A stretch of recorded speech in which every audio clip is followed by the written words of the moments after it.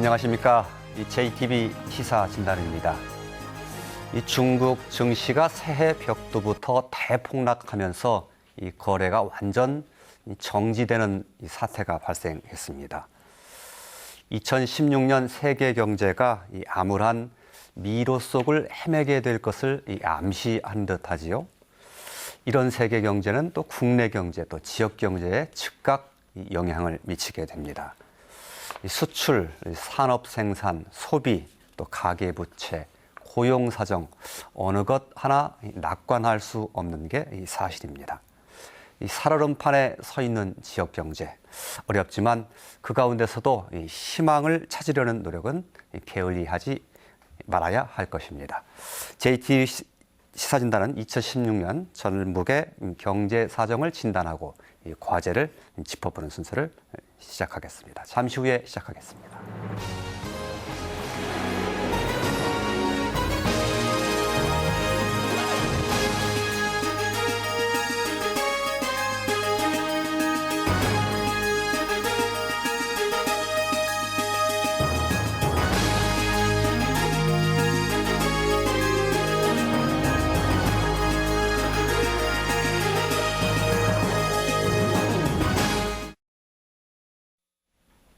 네, JTB 시사진단 오늘은 2016년 전라북도 경제를 진단해보는 순서로 준비했습니다.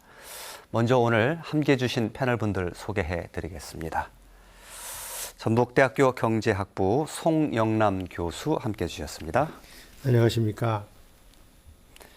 전북연구원의 김진석 선임연구위원 나와주셨습니다. 네, 안녕하세요.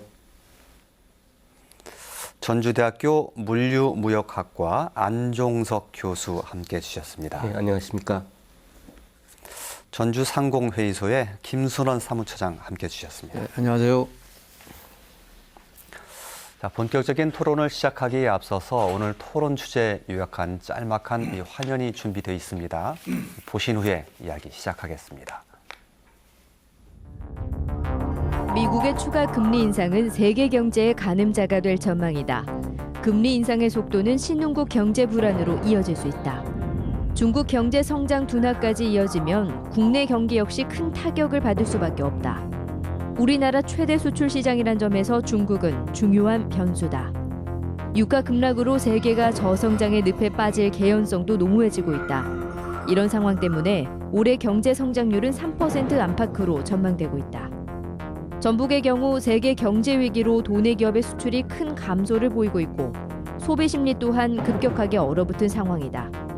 소비를 늘려 소비에 의한 성장을 촉진하고 내수 활성화를 이끌어내야 할 과제를 안고 있다. 경기가 위축되면서 자영업자들은 더욱 힘든 상황을 겪어야 할지도 모른다. 휴폐업이 크게 늘면 서민 경제는 타격이 불가피하다. 가계대출 비율이 사상 최대라는 점도 주목해 봐야 한다. 고용시장에도 경고등이 켜졌다. 기업들의 고용이 위축되면서 침체된 취업시장이 더욱 얼어붙을 조짐을 보이고 있다. 대내외적으로 전망이 어두운 새해 경제.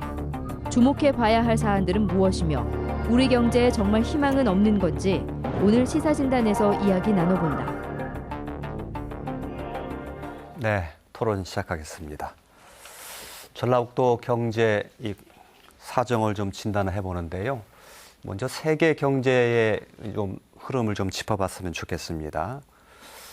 경제가 워낙 이제 글로벌화돼 있고 이 경제 장벽이 거의 사라진 상태여서 이 세계 경제의 이 현상은 바로 즉각적으로 이 지역 경제도 영향을 미치기 때문이죠. 세계 경제를 좀 전망을 해보는데 크게 보면 그 올해 3대 변수가 이제 있다고 합니다. 금리 인상 미국의 또 그리고 중국발 이 경기의 둔화 여부 또 그리고 이 저유가 이 세 가지라고 하는데 이 부분에 대해서 어떻게들 생각하시는지 우리 패널 선생님들이 얘기를 한 번씩 들어보고 이야기를 꺼내보도록 하겠습니다. 송영남 교수님 어떻게 보십니까? 예. 미국이 이미 0.25% 금리 인상을 했고요. 예. 또 향후에도 올 2016년 한 해 동안 약 1%에서는 1.5%포인트 정도 올릴 것으로 지금 예측이 되고 있습니다. 따라서 이 미국의 금리 인상이 세계의 그 경제에 미치는 영향이 상당히 많습니다. 우리가 이제 두 가지로 우리 측면을 보자면은 첫째는 우리 국내에서는 국내 이제 이 금리 인상이 불가피해지는 측면이 있고요. 부채가 굉장히 많은 상태에서 이자 부담이 커지게 되면 결국은 내수 위축으로 이어질 가능성이 있기 때문에 경제가 상당히 어려워질 거다 그런 생각이 들고요. 두 번째는 이제 신흥국 경제를 말씀드릴 수가 있는데요. 미국이 금리 인상을 하게 되니까 지금까지 풀렸던 그 달러화든 그 투자가 결국은 그 신흥 시장에서 미국으로 회귀하게 되고요. 그러면서 신흥 시장에서 투자 위축, 소비 위축이 생기게 되고 결국은 신흥 시장의 그런 위축이 되면서 우리 국가 경제에도 타격을 줄 그런 가능성이 많습니다. 일부에서는 우리가 이제 외환 보유고가 3,600억 달러 정도 이상이 있기 때문에 우리 금융시장에는 그 영향이 제한적이다 이렇게 주장을 하지만 실제로 그것은 정확하게 예측을 할 수가 없습니다. 왜냐하면은 브라질 등의 그 일부 중남미 국가의 그런 가계 정부 부채가 굉장히 심각한 상태에서 잘못하면은 이게 국가 부도로 이어질 수가 있기 때문에 그렇다면 우리 경제에 보다 더 심각한 영향을 줄 수 있다 이렇게 볼 수가 있겠습니다. 예. 주로 이제 미국발 금리 인상이 어떤 영향을 미칠 것이냐를 좀 짚어주셨는데요. 조금 전에 말씀드렸던 것처럼 미국의 금리 인상 외에도 또 다른 요인들이 세계적으로 보면 크게 좀 그 좌우되는 게 있죠. 김지성 연구위원님. 예. 네. 지금 세계 경제에서 가장 큰 불안 요인 중에 하나는 중국 경제의 급격한 그 성장 둔화, 소위 그 경착륙 문제라고 이야기할 수 있을 겁니다.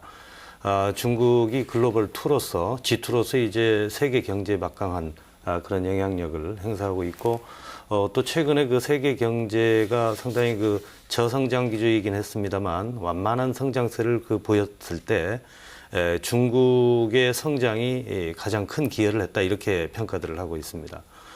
세계 이 주요한 상품의 공급처일 뿐만 아니라 또 소비 시장이기도 한 중국 경제의 성장률 둔화가 앞으로 세계 경제에 그 큰 영향을 미칠 것으로 보이고 특히 올해 들어서 이제 그 서두에도 나왔습니다만 중국의 증시 폭락 사태에서 나타난 것처럼 만약 중국 경제가 경착륙을 하게 된다면 그 파급 효과는 매우 클 것으로 이렇게 예상을 하고 있습니다. 예. 중국의 이런 그 시장 상황 또 경제 상황들이 미국의 금리 인상 속도와도 상당히 좀 영향을 미칠 수도 있나요? 예, 그렇습니다. 미국이 금리 인상을 작년 말에 시작을 했습니다만 미국 연준에서도 발표를 보게 되면 상당히 신중하게 금리 인상을 단행할 것이다라고 입장을 밝히고 있습니다. 그리고 그러한 배경에는 중국 경제의 추이와 연동해서 미국 금리를 조정하겠다 하는 그런 의도가 담겨 있는 것으로 알고 있습니다. 예. 김수론 차장님, 저유가 문제도 상당히 굉장히 중요한 요소죠. 저유가 문제가 사실 저희들이 70년대, 80년대는 저유가가 우리 경제에 상당히 긍정적인 효과를 미쳐서 어떤 경제 성장력이 동력이 되던 시대도 있었습니다. 그런데 이제 글로벌 시대가 되면서 이제 저유가가 오히려 경제에 부정적 영향을 미치는 경향이 발생하는데요. 예를 든다면 지금 저유가의 가장 대표적으로 어려움을 겪는 요인은 소위 이제 브릭스, 브라질, 러시아, 인도 이런 쪽에서 유가를 생산하는 국가들의 경기가 급격히 위축이 되거든요. 그러면 상품 시장의 가격, 수출 가격도 덩달아서 하락하는 그런 요인이 발생하는데 우리나라 수출의 한 60% 정도가 사실은 신흥국 국가에 수출을 합니다. 그래서 저유가로 인해서 원가 절감되는 부분보다는 수출 단가 하락 부분이 훨씬 더 영향을 미치기 때문에 오히려 우리 경제에 부정적 영향을 미치는 그런 현상으로 현재 나타나고 있는 것이 현재의 추이라고 보여집니다. 예. 미국의 금리 인상 또 중국 또 그리고 저유가까지 짚어봤는데 안종석 교수님, 엔저 문제도 지난해부터 지속은 되어 왔습니다만 이것도 앞으로도 계속 좀 국내 경제에는 꽤 영향을 미칠 만한 그런 요인이 아닌가요? 당연히 그렇겠죠. 예. 기본적으로 미국의 금리 인상으로 나타날 수 있는 예. 가장 중요한 변화는 역시 아마도 국제금융시장에서 변동성이 굉장히 강화될 거다. 예. 국제금융시장의 변동이 굉장히 커지게 될 텐데 그것 중에 가장 중요한 부분은 그 미국의 고금리 금리 인상으로 인해 가지고 국제 자본 자체가 다시 미국으로 예. 다시 회수됨으로 인해 가지고 예. 전반적으로 주요 경쟁국들의 화폐 가치가 하락될 가능성이 예. 당연히 높습니다. 예. 그래서 아마도 엔화의 약세 기조도 계속될 테고 예. 그리고 특히 중국 같은 경우에 작년에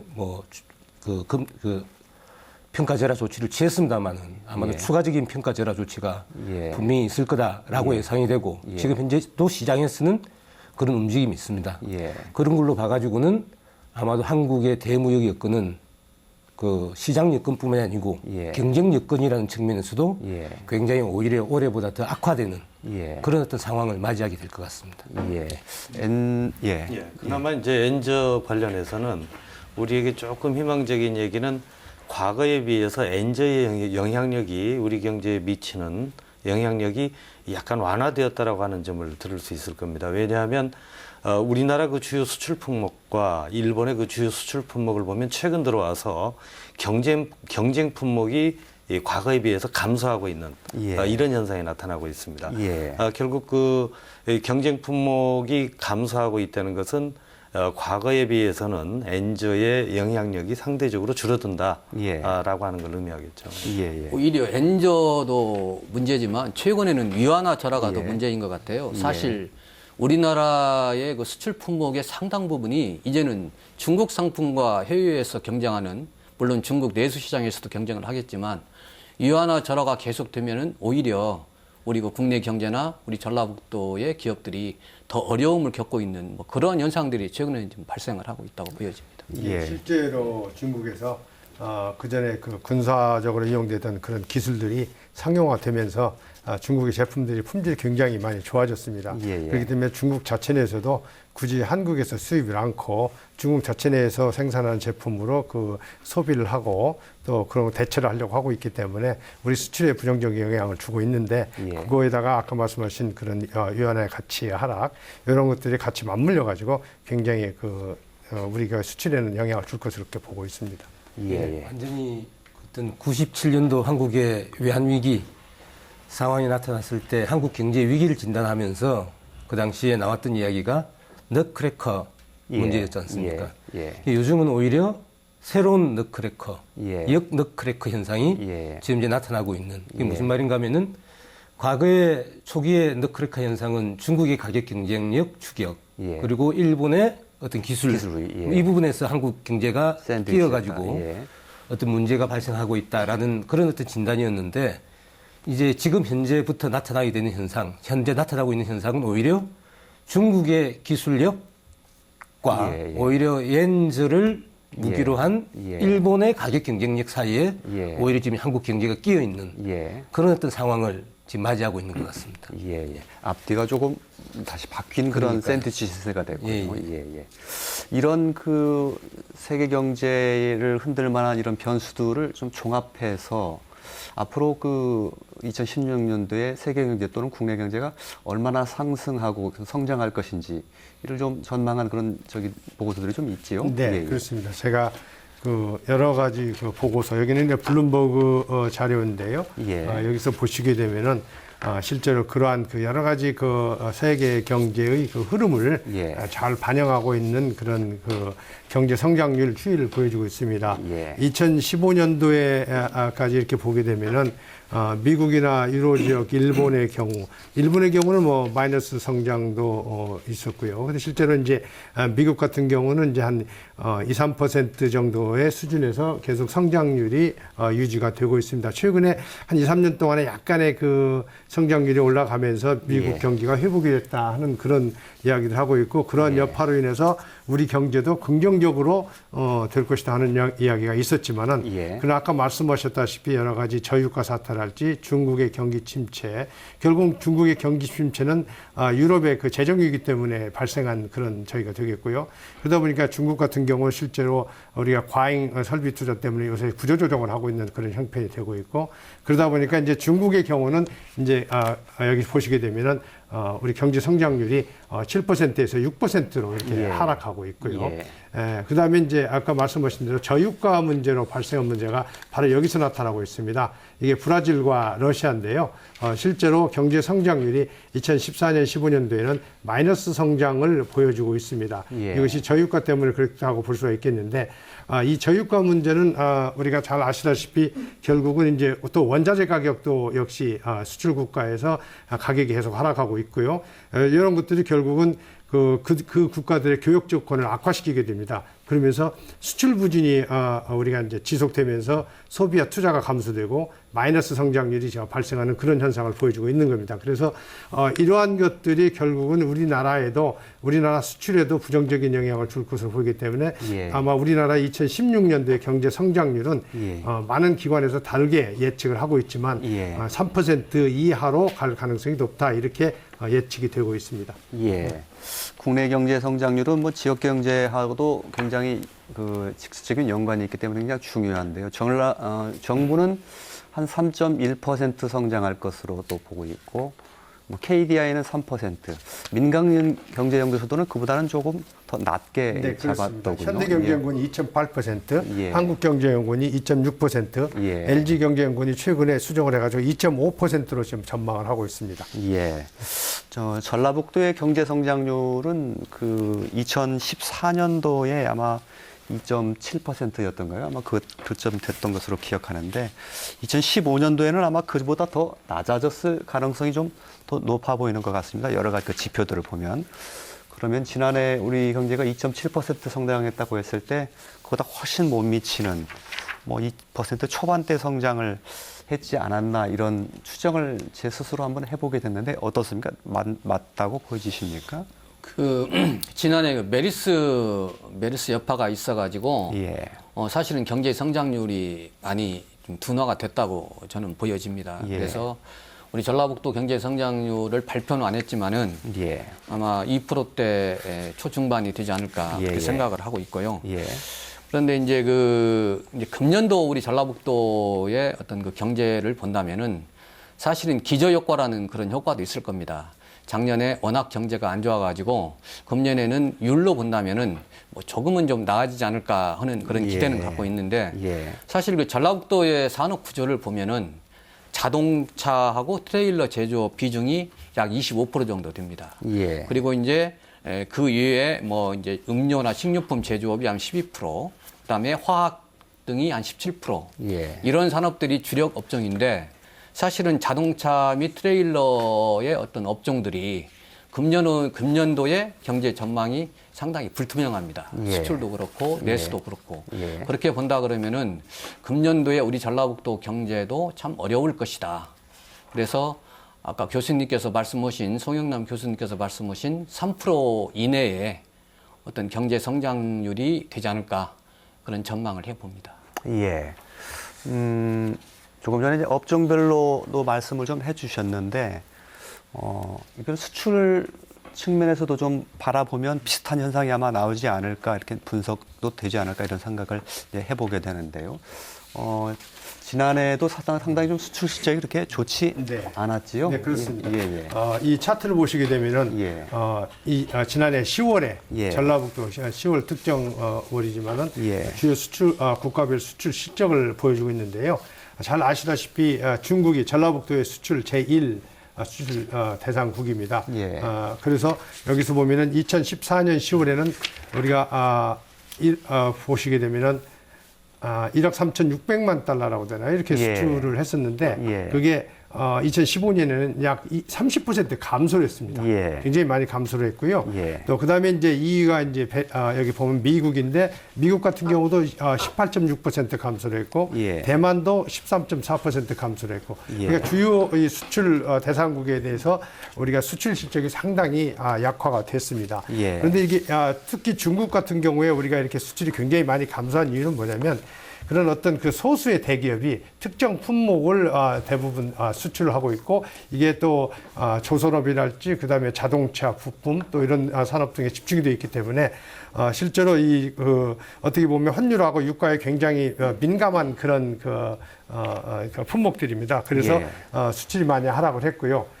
이것이 결국은 이제 전라북도의 뭐냐면 경제 성장률의 발목을 잡은 그런 것이라고 볼 수가 있겠습니다. 그래서 아까 차장님 말씀하신 대로 실제로 전라북도에서 작년에 우리가 이제 경제 성장률은 아마 2% 초반대가 되지 않을까 하는 생각도 있는 게 바로 이런 이유 때문이라고 볼 수가 있겠습니다. 예. 전라북도의 그 수출에서 자꾸 문제가 되는 것은 역시 앞에서도 나온 것처럼 특정 소수 품목을 중심으로 한 편중 현상, 이게 이제 가장 큰 문제가 될 텐데, 예. 그나마 전라북도 같은 경우에 좀 희망적인 걸 찾는다면, 우리나라 국가 전체에 비해서 중국 수출 비중이 상대적으로 낮습니다. 예. 상당히 낮고, 예. 그리고 또 하나 긍정적인 거는 최근 들어서 전라북도 그 수출 대상국이 예. 이 미국이나 중국이나 미국, 일본을 벗어나서 예. 인도나 또는 브라질 뭐 이런 그 신흥국들로 다변화되고 있는 그런 현상이 나타나고 있고요. 예. 그리고 이제 품목에 있어서도 아까 드린 것처럼 몇 개 품목이 중심이 되긴 합니다만 과거에 비해서 품목도 다양화 현상이 좀 나타나는 이게 좀 긍정적이라고 할 수 있습니다. 한번 예, 생각해 예. 보시면 예. 2000년대에 들어와서 전라북도 수출의 그 중심을 차지한 게 자동차였습니다. 주로 예. 이제 자동차였고 그 다음에 많이 그 증가하게 된 게 OCI를 중심으로 한 화학, 정밀화학 분야, 그리고 현대조선을 중심으로 한 조선. 예. 물론 이제 조선은 이 배를 출하시키는 그 시기에 따라서 이게 상당히 이제 영향을 움푹짐푹 이렇게 미칩니다만, 그리고 또 하나가 이 기계 쪽입니다. 두산인프라코나 이런 그 대기업이 오면서 이제 기계 쪽, 그러면서 일반 기계도 상당히 많이 증가를 했습니다. 그래서 과거의 자동차 중심의 그런 자동차 거의 일변도의 그런 그 수출 품목에서 이제 품목이 상당히 다양화된 것, 이것도 좀 긍정적인 그런 측면이라고 할 수 있겠죠. 예. 박사가 그나마 조금 긍정적인 그 말씀을 해주셨는데 예. 새벽부터 계속 뭐 아무런 소리만 하다가 그나마 그런 소리 들으니까 예. 그나마 좀 낫습니다. 그런데 저는 한국 경제가 이제 뭐 지역 경제도 결국은 한국 경제의 예. 그 일부니까요. 지수에 뭐 직접적인 영향을 받을 수밖에 없는데 예. 이제 한국 경제 자체가 이제는 그 새로운 뉴노멀 예. 시대가 예. 이미 도래했다라고 우리가 그렇게 인식을 해야 될 것 같아요. 예. 결국 한국 경제 자체가 지금까지 개발 시대 수출 주도 성장으로 해왔는데 사실은 더 이상 수출 주도 성장 시대가 이제는 마감하고 있다라는 예. 것을 받아들여야 될 것 같아요. 예. 이 수출이 앞으로 어떤 그 조만간에 어떤 변화가 있을 거라고 예상이 안 된다라고 한다면 투자 부진 역시 계속 이어질 거다라고 예. 예측할 수밖에 없게 되고 예. 거기다가 문제는 이제 사실은 2016년이 경제활동 인구가 정점이 되는 시기입니다. 예. 그 이후로 이제 계속 이제 그야말로 고령화, 한국 경제 고령화 시대가 본격적으로 도래하게 된다라는 이야기인데 예. 이거는 결국 내수 침체가 필연적이다라는 이야기거든요. 이게 결국 대외 부분과 그 대내 부분 모두 한국 경제 자체는 이제는 완전히 과거와는 새로운 어떤 토대 하에 지금 있는 상태가 되는 거죠. 그러다 보니까 지금 현재 한국은행이나 정부 쪽 그 주변 기관들에서는 한국의 잠재 어떤 성장률을 KDI 같은 경우는 3%, 또 한국은행 같은 경우에는 3에서 3.2% 정도로 제시하고 있지만 그 2016년 이후 2020년 정도 기간 예. 동안에 예. 대부분의 민간 연구소들 같은 경우에는 2% 예, 중후반. 그렇더군요. 그리고 오히려 외국계 투자은행 같은 경우에는 2% 초반으로 지금 예, 예. 제시를 하고 있는 그런 상황이죠. 예. 그렇다라고 한다면은 실제 2016년 세계 경제에서도 그 아까 제일 먼저 말씀하셨던 세 가지 하방 리스크가 만약에 실제 작동이 된다라고 한다면은 2016년 한국 경제 자체가 2% 초반대로 당장 추락할 가능성을 절대 배제하면 안 되고 예. 그렇게 되는 경우에는 전북 지역 경제 같은 경우에는 우리가 아까도 봤듯이 예. 올해 같은 경우 2.7% 정도 이렇게 봤듯이 예. 1%대로 추락할 가능성도 충분히 예. 있다. 이게 왜 그런가 하면은 전라북도의 무역을 봐도 그래요. 전라북도의 무역을 봐도 2012년부터 2015년 최근까지 예. 이 경기 침체기죠. 경기 예. 침체기에 전국의 어떤 수출 감소는 한 1.1% 정도 감소됐어요. 예. 연평균. 예. 그런데 전라북도의 연평균 수출 감소율은 10.7% 정도예요. 예. 그러니까 이 이야기는 사실은 경기 침체기에 있어가지고 전북 지역 경제는 전국보다 더 부정적인 영향이 확대되어서 나타나는 경향을 지금까지 보여왔다라는 것이거든요. 예, 예. 예, 그런 부분에서는 사실 뭐 올해 같은 경우에 한중 자유무역 협정의 효과가 뭐 어떻게 나타날 수도 있겠지만 그런 긍정적인 기대도 있긴 하지만 전북의 수출이나 이런 부분 전반적인 경제를 굉장히 어둡게 볼 수밖에 없는 것이 객관적인 시각이 아닐까 이런 생각이 듭니다. 예. 한국 경제가 상당히 다른 이제 패러다임으로 전환이 된 그런 국면이라는 말씀이셨고요. 그렇게 하강 국면에 있는데 하강하는 것보다 더 많이 전라북도는 그냥 하강할 수도 있는 그런 상당히 어두운 상황 속에 있다 그런 말씀을 해주신 것 같습니다. 김인석 의원님은 아까 좀 희망적인 말씀을 좀 해주시긴 하셨는데 그런 구조적인 것은 다 동의하시면서 아마 그런 말씀을 해주신 것 같긴 하고요. 네네 예. 그렇습니다. 전라북도가 지역 경제 구조 자체가 예. 우리 국가의 지역 경제의 구조에서 상당히 상당히 그런 구조를 가지고 있기 때문에 경기 침체기가 되면 그 여파는 훨씬 더 크게 나타나고 있는 게 사실입니다. 예. 훨씬 더 성장도 둔화되고 또 회복되는 시기도 깁니다. 그게 이제 그동안의 현상이었다고 할 수 있죠. 그렇지만 여전히 저는 이제 지역 경제에 대해서는 우리가 희망을 가지고 접근을 해야 된다 이런 생각을 합니다. 예. 물론 엄밀하게 우리가 처한 현실에 대해서 비판적으로 바라보고 대안을 마련하는 것은 매우 중요하지만 우리가 조금 더 긍정적인 걸 찾고 그 속에서 우리의 희망을 발견하려고 하는 그런 노력들이 더 중요한 거 아닌가 예. 이런 생각이 들고 그런 맥락에서 보게 되면 지금 지역 경제 발전 전략에 관한 그런 접근에서 이제 최근에 EU 쪽이나 이런 데에서 많이 강조되고 있는 것이 이 소위 스마트 전문화론이라고 하는 그런 개념입니다. 스마트 전문화론에서 강조하고 있는 것은 그 지역이 보유하고 있는 자원의 활용도를 극대화시키자라고 하는 거죠. 예. 그래 잘할 수 있는 걸 잘하자. 예. 거기에 초점을 맞춰서 지역 경제를 육성하는 게 바람직한 방향이다. 예. 그래 이제 그런 맥락에서 보면 전라북도도 그동안 이제 여러 가지 부정적인 얘기들이 많이 있고 여전히 여건이 좋다라고 말할 수는 없습니다만 가능성을 발견할 수 있는 그런 요소들을 찾아볼 수 있다라고 하는 거죠. 아까 이제 수출 다변화, 수출 국가나 또는 수출 품목의 다양화 이걸 말씀을 드렸습니다만 우리 지역 산업에 있어서도 제조업 자체가 실물 경제 자체가 구조가 과거에 비해서 훨씬 다양화됐습니다. 예. 다양화 지수가 이제 증가하고 있는 그런 현상이 나타나고 있고, 그 다음에 또 하나가 융합화 시대가 되면서 과거에 생각하지 못했던 새로운 영역의 그런 경제 영역들이 발생하고 있는 그런 모습들을 보이고 있습니다. 그런 맥락에서 보면 전라북도가 이제 혁신 도시를 중심으로 한 농업 관련, 농생명 관련 그런 연구기관에 직접 그리고 이제 탄소가 많이 강조되고 있습니다만 아직 시장이 본격적으로 도래하지는 않았지만 미래의 성장 가능성은 충분한 그런 영역이라고 한다면 예. 미래를 지향하는 그러한 산업의 육성 그리고 이 결합, 이런 것들이 앞으로 전라북도 지역 경제를 크게 개선시키는데 굉장히 긍정적으로 작용할 수도 있다. 그리고 예. 그럴 가능성은 충분히 있다. 예. 이런 맥락에서 한번 지역 경제를 바라봐야 되지 않나 하는 생각을 합니다. 예, 알겠습니다. 저도 그 박사님과 좀 동일한 비슷한 의견을 내고 싶은데요. 예.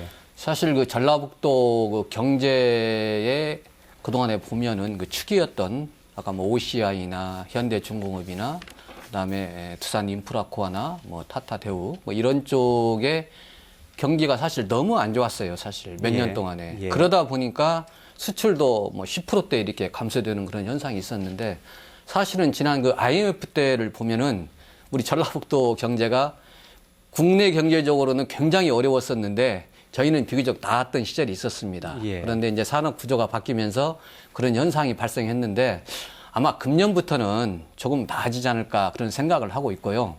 또 하나는 그 지난해 그 연구개발특구가 지정이 됐는데 그게 아마 우리 그 산업 발전 측면에 있어서는 굉장히 큰 효과를 낼 겁니다. 예. 그래서 뭐 그동안에 대전이라든지 광주, 대구 이런 지역에 비해서 상대적으로 인프라가 좀 부족했던 그런 부분들을 우리가 연구개발 특구를 잘 활용한다 그러면은 기업 유치나 활성화 측면에서 상당히 효과가 있다고 보여지기 때문에 우리가 너무 비관할 필요는 없다. 예. 그리고 실제적으로 최근에 뭐 완주 지역이나 산업단지 이렇게 가보면 어떤 중소 중견 기업들이 상당히 활기가 넘칩니다. 예. 그래서 그 중요한 포스트의 대기업들이 어려워서 우리 전북 경제의 총체적인 실적은 그렇게 보일 수도 있지만 예. 우리 그 중견기업이나 중소기업들이 나름대로 성장을 하고 있기 때문에 우리 그 지방자치단체나 우리 그 유관기관에서 관심을 갖고 지원을 해준다 그러면은 작년보다는 예. 좀 나아지지 않을까 그런 생각을 해봅니다. 예,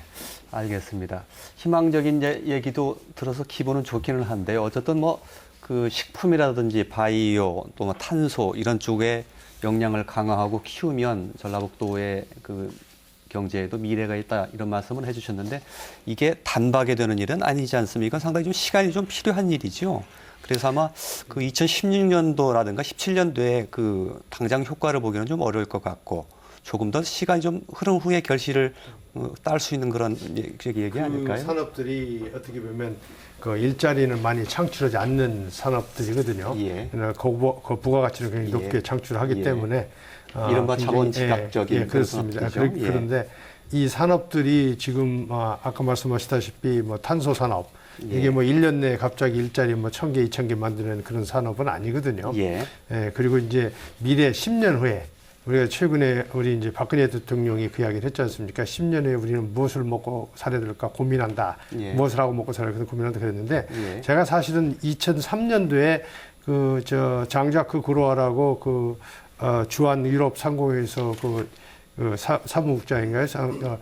그분하고 또 대화하는데 그분이 저한테 그 말을 던지더라고요. 저하고 대화 끝에 한국은 앞으로 10년 후에 무엇으로 먹고 예. 살아야 할까 걱정이 된다. 예. 그런 이야기를 하는데 그것은 결국 뭐냐면 단기적으로는 좀 어렵지만 전라북도에서 중장기적으로 좋은 계획을 세워가지고 이런 산업의 육성을 통해서 우리 전라북도의 앞으로 미래 경제는 밝게 그렇게 인도할 수 있다. 이런 이야기가 되겠습니다. 예. 그렇게 단기적으로 우리가 뭘 기대하는 건 상당히 무리라고 볼 수가 있겠습니다. 예. 근데 분명히 방금 우리 김수 박사님이나 처장님께서 말씀하셨던 바와 같이 기회 요인들은 분명히 있죠. 뭐 국가연구개발 특구, 식품 클러스터, 그리고 뭐 탄소 지역 전략 산업 여러 가지 어떤 그 한중 경협 단지라든지 여러 가지 어떤 기회 요인들은 분명히 있는데 지금까지 나타나고 있는 데이터 자체는 굉장히 어쨌든 지금까지는 예. 암울하다. 뭐 저는 일자리 창출이나 어떤 지역 경제의 앞으로의 어떤 그 발전의 선행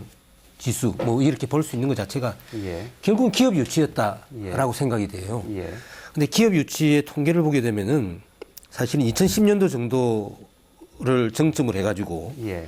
2014년도까지 건수는 거의 변화가 없거나 오히려 소폭 상승하고 있는데 투자 규모나 예. 고용 창출 예. 부분 같은 경우에는 계속적으로 예. 악화되고 있어요. 이것이 무엇을 의미하는가 하면은 이 기간 이후에 전라북도의 기업 유치의 질이 상당히 어쨌든 이런 통계로만 보게 되면은 개선되지 못하고 있다라는 어떤 그런 거를 반증하는 것이죠.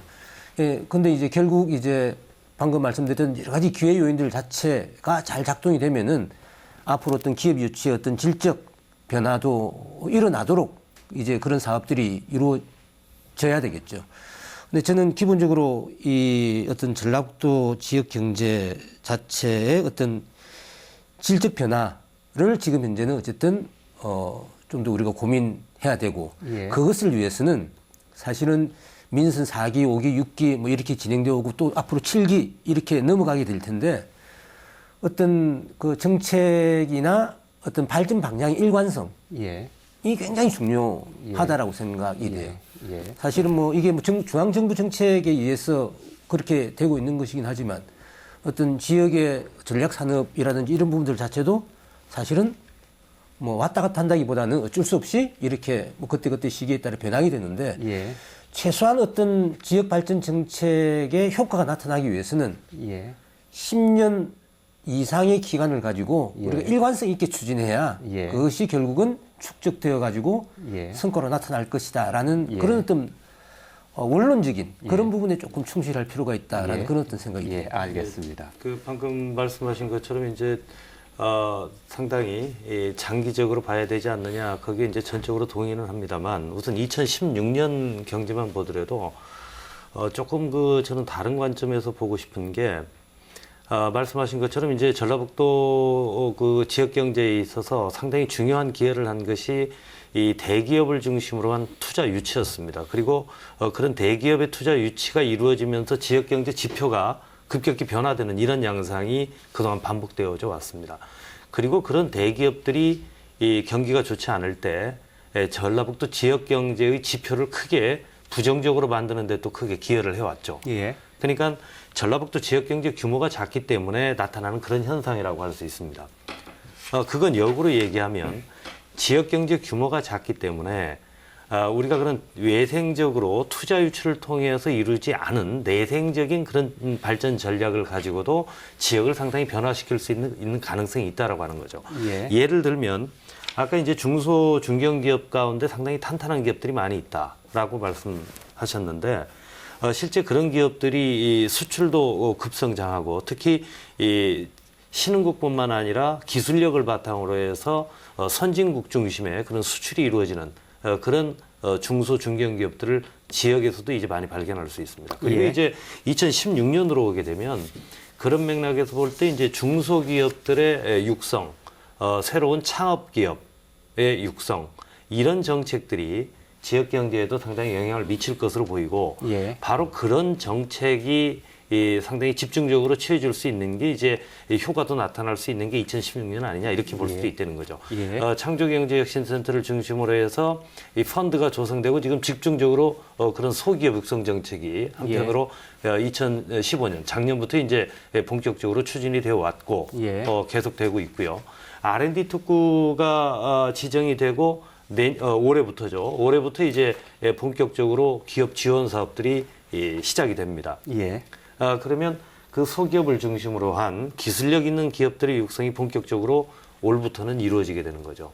그래서 그런 것들이 아마 지역 경제의 변화에 상당히 영향을 미칠 것이다 이런 생각을 해봅니다. 알겠습니다. 어찌됐건 전반적으로 굉장히 어려운 국면에 놓여 있는 건 사실이지만 우리가 가지고 있는 그 역량들 또 자원들을 활용해서 조금씩 노력을 하다 보면 그나마 희망을 좀 발견할 수 있지 않느냐라는 말씀으로 정리를 하겠습니다. 저희가 이제 수출을 통해서 주로 그 전라북도의 그 상황을 좀 짚어봤는데요. 수출이 만약에 좋지 않게 되면 기업의 투자도 부진하게 되고 또 근로자의 소득에도 영향을 미치고 이런 그런 연관들이 있기 때문에 이제 이런 말씀을 드린 건데 조금 더 그 서민의 삶에 다가가는 얘기를 해보죠. 전라북도에서 그 자영업자 비중이 상당히 높다고 합니다. 자영업자들이 서민 경제를 대표한다고도 말씀드릴 수 있는데요. 자영업자들의 그 살림살이가 좀 어떻게 될까? 좀 잠깐 좀 짚어보도록 하겠습니다. 송영남 교수님. 먼저 제가 우리 전체 근로자 중에 자영업자 비중을 보고요. 그다음에 추세를 한번 보도록 하겠습니다. 이게 보시게 되면 우리 여기가 이제 전라북도인데요. 전라북도가 우리 전국보다도 훨씬 그 자영업자 비율이 근로자의 중에서 빨간 게 전북이군요. 예. 높습니다. 예. 높고 그리고 이제 잘 아시다시피 지난 몇 년 동안에는 구조조정을 통한 자영업자 수 감소 효과가 이렇게 나타나고 해가지고 지금 현재 전라북도는 2014년 말에 27.7%를 7%의 근로자가 자영업자입니다. 상당히 높은 비중이죠. 예. 4명 중 1명 이상이 자영업자라는 이야기 때문에 예. 상당히 높은 비중인데요. 따라서 이 자영업자들이 어떻게 이 경기 변화에 영향을 받느냐에 따라서 전라북도의 경제가 영향을 받는다 이렇게 볼 수가 있겠습니다. 예, 그게 그래프 보면은 쭉 이렇게 조금씩 낮아지고 있는데요. 그 네. 이유는 왜 그렇습니까? 네, 그러니까 이게 이제 우리가 2008년도 그때가 이제 그 세계 금융위기가 예, 있었죠. 예. 그러면서 이제 그때 자영업자들이 이제 비중이 좀 높아지는 그 추세를 여기서 이제 보였습니다. 그랬다가 이제 다시 이제 내려가는 적인데 자영업자가 이렇게 감소하는 근본적인 이유는 결국은 자영업자들이 휴폐업이 굉장히 많아졌기 때문에 이렇게 볼 수가 있겠습니다. 예. 그래서 휴폐업의 그 근본적인 이유는 결국은 이제 그 장사가 잘 안 된다는 얘기인데요. 예. 그것은 뭐하고 연관이 되냐면 우리 전라북도 경제와 그대로 연관이 됩니다. 예. 왜냐면은 전라북도 경제가 악화되면은 결국은 이제 소비자들은 소비를 줄일 것이고 예. 그렇게 되면 생계형 자영업자들의 그런 그 영업이익이 감소하게 되고 손실을 감당하게 되기 때문에 결국은 휴폐업을 하게 되기 때문에 이렇게 숫자가 이렇게 줄어든 것이라고 볼 수가 있겠습니다. 예. 4명 중에 1명이 자영업을 하시는 분이라는데 그 휴폐업 하는 분들이 계속 늘어나고 있고 그래서 결국 이제 시장에 진입했다가 이제 낙오된 분이라고 이제 볼 수 있겠는데 이런 상황이 2015년도까지 지속됐다.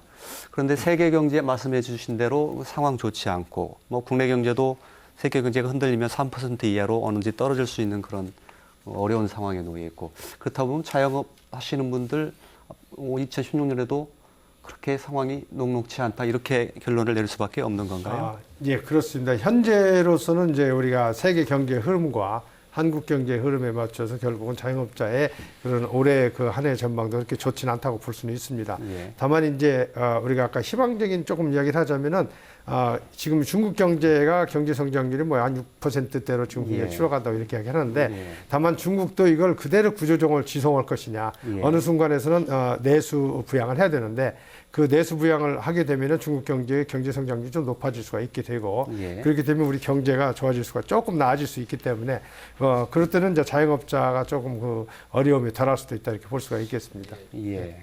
저는 그 자영업체 문제를 볼 때 사실은 아까 그 휴폐업체가 많이 늘어나고 그런 현상을 말씀하셨는데 뭐 경제가 어려우면 그럴 수밖에 없죠. 예. 그럼에도 불구하고 현재 우리 전라북도의 자영업자 수가 한 10만 개 정도 되기 때문에 예. 굉장히 포지션이 높습니다. 예. 사실 그 뭐 경제학으로만 본다 그래도 우리 전라북도 인구 대비 자영업자 비율을 보면은 엄청나게 높지 않습니까? 장사가 잘 되기가 사실은 어려운 구조이죠.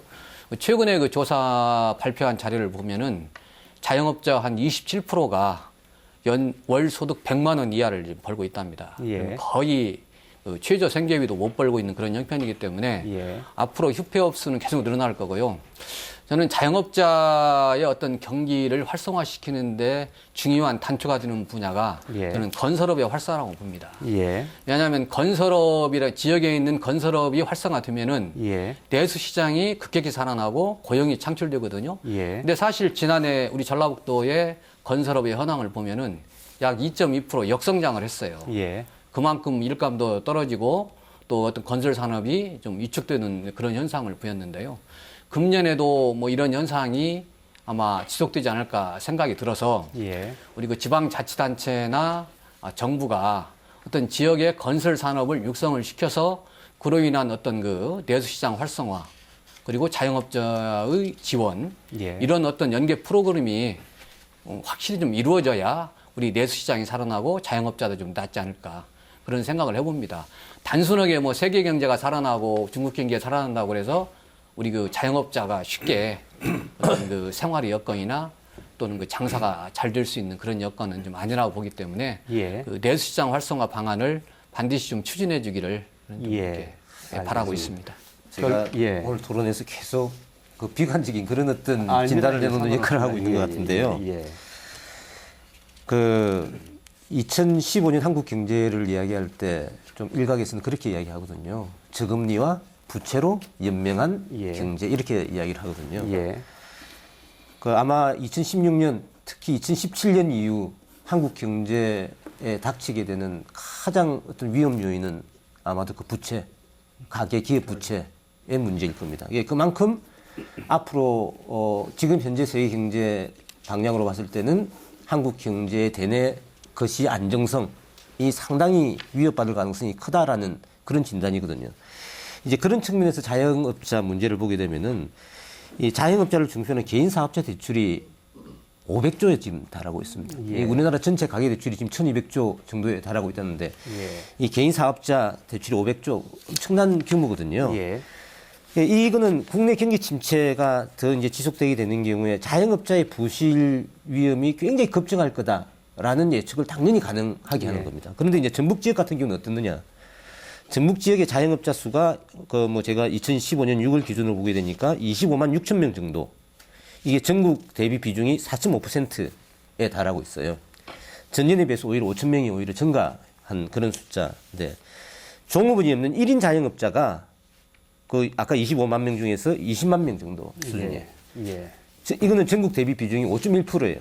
아까 4.5%였는데 1인 자영업자가 5.1%라고 그랬죠. 이게 그만큼 전라북도 지역의 자영업자 같은 경우에는 자영업자 또한 굉장히 이 전국 평균과 비교해 봤을 때 영세하다. 그리고 우리는 전라북도의 지역 경제가 전국에 차지하고 있는 비중을 우리가 GRDP 기준으로 봤을 때 한 3.0% 정도로 우리가 이렇게 생각하게 되면은 자영업자나 이런 비중은 4.5%, 5%에 이르고 있다라는 것 자체는 또 이런 부분은 굉장히 전라북도의 비중이 크다라는, 이 전라북도 부분에서 자영업자 비중이 상당히 크다라는 것이죠. 그런데 이런 부분에서 앞으로 말씀드린 바와 같은 어떤 금리 인상이나 이런 부분에 있어서 이 부채 문제가 대두되게 되는 경우에 굉장히 심각한 어떤 상황이 올 수도 있다. 전라북도 같은 경우에는 그 자영업자 1인당 소득도 굉장히 낮더라고요. 알겠습니다. 전국 17개 중에서 꼴찌에서 두 번째고. 이런 부분들은 분명히 문제가 될 것 같습니다. 자영업자 그 문제 상당히 좀 어두운 전망이 나오고 있는데요. 역시 그 소비가 살아나야 자영업자들에게 가장 좋은 거 아니겠습니까? 그러니까 말씀해 주셨던 그 내부적인 자원을 활용한 기업 활성화, 경기 활성화, 이것만이 결국은 해결책이 아닌가 싶은 생각이 드는데요. 맞습니다. 결국 소득이 지지가 되어야 소비가 활성화될 수 있는 거고 자영업자들의 경제도 나아질 거다 이렇게 얘기할 수 있죠. 근데 이제 우리나라 자체가 자영업 비중이 상당히 높은 상황입니다. 대개 OECD 국가들의 경우에 자영업 비중이 한 18% 정도 되는 걸로 제가 알고 있는데 우리나라 같은 경우에는 한 25% 가까이 됩니다. 그만큼 경쟁이 훨씬 치열하다라고 하는 거죠. 그 경쟁이 치열한 만큼 아까 말씀드린 것처럼 자영업의 불안정성이 굉장히 높고 소득도 상대적으로 떨어진다라고 하는 거죠. 그러면 이제 그 가운데에서도 전라북도 같은 경우에는 특히 자영업 비중이 높고 그에 따라서 휴폐업 비율도 늘고 굉장히 불안정성이 높은 이런 상황인데 결국 그걸 해결하기 위해서 그 대증적 처방을 해서는 되지 않는다. 보다 근본적인 처방이 이루어져야 되고 그 근본적인 처방이라고 하는 것은 소득을 증가시킬 수 있는 그러한 정책이 중심이 돼야 된다라고 하는 거죠. 거기에서 이야기하는 소득은 이제 가계소득, 임금소득이 중심이 된다고 볼 수 있고 결국 임금소득 중심이라고 하는 것은 고용창출이라고 그렇게 표현할 수 있겠죠. 그래서 어떻게 하면 양질의 그 고용을 증가시킬 것이냐가 정책의 핵심이 되는 거로 볼 수 있을 겁니다. 그리고 그런 양질의 그 고용 증가는 결국 이제 한편으로는 그 전라북도에서 건설업 말씀하셨습니다만 건설 경기가 앞으로 그렇게 이 전망이 밝지 못한 그런 상태에 있고 따라서 실물 경제 부문에서 제조업 부문에서 찾는 게 전라북도의 경우에는 지금 적절한 거 아니냐 이런 생각을 합니다.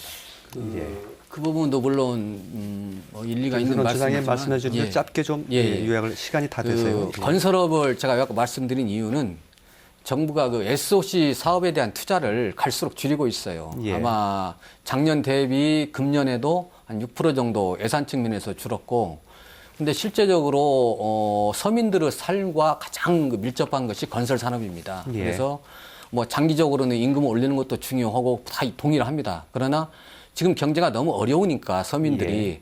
어떻게든 건설 산업을 부양시킬 수 있는 방안을 찾아야 되는데 예. 뭐 정부에서 국민연금을 활용해서 뭐 10조 원 정도의 대체 투자도 활성화시킨다 하는 말도 있었지만은 우리가 사회복지 측면에 예산이 많이 들어가다 보니까 지자체든 정부든 그런 부분에서 예산이 좀 부족하다 보면 건설 산업이 위축될 수밖에 없다. 예. 어떤 그런 부분에 개선책이 좀 나와야 되지 않을까 그런 생각입니다. 예, 예. 알겠습니다. 건설 경기 부양 말씀해 주셨는데 뭐 거기에 따라서는 또 여러 가지 인위적인 부양책이 가져올 부작용을 우려하는 목소들도 또 조금 있긴 있더군요. 어찌됐건 그런 것까지 다 감안해서 그 시행이 됐으면 좋겠다 싶은 말씀을 드립니다. 시간이 거의 다 됐는데요. 짧게 좀 마무리 말씀을 드리면서 좀 토론을 좀 마무리 지었으면 좋겠습니다. 한 분당 한 30초 정도씩밖에 시간이 갈 수밖에 없을 것 같습니다. 안종석 교수님께 먼저. 예. 예. 짧게 좀 제가 부탁드리겠습니다. 오늘 토론하면서 예. 계속 어둡게만 봐가지고 예. 새벽부터 아니, 그럴 수도 있죠. 시청자 예. 여러분들께 굉장히 죄송스럽습니다. 예. 그 뭐 앞서서도 제가 말씀드린 바와 같이 뭐 객관적으로 봤을 때 한국 경제 2016년 좋지 않고 거기에 따라서 전라북도 경제 더욱더 좋지 않을 가능성이 뭐 그렇게 보는 것이 객관적인 시각일 것이다라고 생각이 되고 그럼에도 불구하고 그 오늘 여러 패널들께서 말씀해 주셨지만 기회는 있다. 그리고 그런 기회가 아마 성과는 저는 기업 유치의 확대 그리고 질적 어떤 수준의 강화로 예. 나타날 것이다. 예. 그런 부분에 어떤 일관된 어떤 정책을 추진한다면은 전라북도 경제의 어떤 질적 변화가 분명히 모색될 수 있을 거다라고 생각합니다. 예. 김순원 처장님 30초 부탁드립니다. 예. 사실 금년도 경기 여건도 어려울 것 같습니다. 지나고 보면은 경기도 사이클이거든요. 어려울 때가 있으면은 좋아질 때가 있습니다. 이럴 때 우리 기업인들이나 자영업자가 어떤 위기를 기회로 삼을 수 있는 지혜를 가지고 대처한다 그러면은 아마 그 좋은 시절이 올 거라고 저는 생각을 합니다. 그래서 지금의 어려움을 극복할 수 있는 어떤 지혜가 필요한 시점이 아닌가 그런 생각입니다. 이상입니다. 예. 송영만 교수님. 예, 우리 2016년도는 금리 인상 등 그 G2 리스크가 상당히 확실시되고 있습니다. 그래서 우리 경제가 그렇게 밝지만은 않습니다. 그렇지만은 아까 우리 말씀하셨다시피 우리가 지속적으로 좋은 일자리 창출해서 내수를 굳건하게 함으로써 결국은 전북 경제가 활성화될 수 있다고 보고 있고요. 또 전북 경제 활성화하는 방안으로 하나 또 우리가 관광 산업을 더 활성화시켜서 많은 사람들이 전북에 와서 소비하고 그럼으로써 자영업자도 살리고 또한 전북 경제도 살리는 그런 방향으로 진행되어서는 하는 그런 바람입니다. 예. 김지석 의원님. 예. 뭐 경제는 심리다 그런 이야기가 있습니다. 여러 가지 지표상으로 나타나는 걸 보면 전북 경제의 전망이 밝지 않은 것만은 사실입니다. 다만 아무리 어려운 그런 여건 속에서도 지역 모두 이 힘을 합해서 뭔가 바꾸고자 하는 그런 노력들을 해 나가는 게 중요하다고 보여집니다. 아까 말씀드린 것처럼 생계형 창업이 굉장히 많은 이런 상황입니다. 이거는 이 전라북도의 기업가 정신의 부재 또는 부족 뭐 이렇게 표현할 수 있겠죠. 조금 더 진취적인 사고를 가지고 적극적으로 경제에 참여하려고 하는 이런 우리 도민들의 자세가 저는 무엇보다 요구된다 이렇게 생각을 합니다. 지금 기회는 상당히 많이 주어지고 있다고 보여집니다. 아까 R&D 특구도 예. 이야기가 나왔고 창조경제혁신센터도 나왔고 또 중소기업청에서도 지역의 소상공인들을 지원하기 위한 그런 정책들을 대폭 확대하고 있는 그런 상황입니다. 지역민들이 예. 우리 도민들이 보다 진취적으로 기업가 정신을 가지고 도전하는 이런 노력이 더 중요하지 않나 희망을 가져보자 뭐 그런 생각을 해봅니다. 예, 알겠습니다. 그 앞서 패널들이 다 말씀은 해주셨습니다만 분명히 2016년도 이 한국 그리고 전라북도 경제 앞에는 그 위기, 불안 이런 단어들이 가득 차 있는 것만큼은 분명한 것 같습니다. 그럼에도 불구하고 그런 어려운 여건을 딛고 한 줌에 불과한 것이라도 희망을 건져오려는 노력을 계속했으면 좋겠다 싶은 말씀을 드리고 싶습니다. 오늘 토론 여기서 모두 정리를 하겠습니다. 함께해 주신 시청자 여러분 대단히 고맙습니다.